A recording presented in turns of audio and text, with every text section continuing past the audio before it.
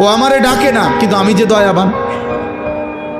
ও আমারে একটা সেজদাও দেয় না, কিন্তু আমি যে মেহেরবান। আমি করব কি? আমি কেমনে ওরে শাস্তি দেই?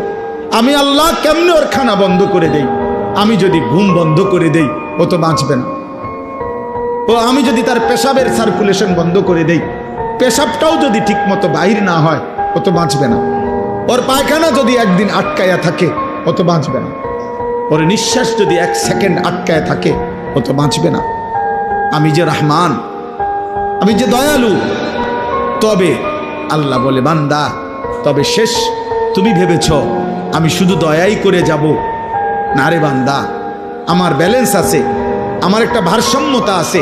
আমি আল্লাহ আজ দুনিয়ায় মৃত্যু পর্যন্ত ওয়াদা দিছি, তোমার আমি লালন পালন করব, খাওয়াবো, পড়াবো, ডাকলেও না ডাকলেও, সেজদা দিলেও না দিলেও আমার গোলামি করো আর নাফরমানি করো। তবে মালিক ইয়াউমিদ্দিন, মনে রাখবা আমি কিন্তু বিচার দিবসের মালিক, আমি বাদশাহ, আমি রাজা ধীরাজ, আমি জব্বার, আমি কাহার। আজ দুনিয়ায় আমি যা দিয়েছি, খোদার কসম আল্লাহ বলছে, বান্দা তার সব কিছুর চুল চেরা, বিন্দু বিন্দু, জাররা জাররা হিসাব আবার আখিরাতে আমি নেব।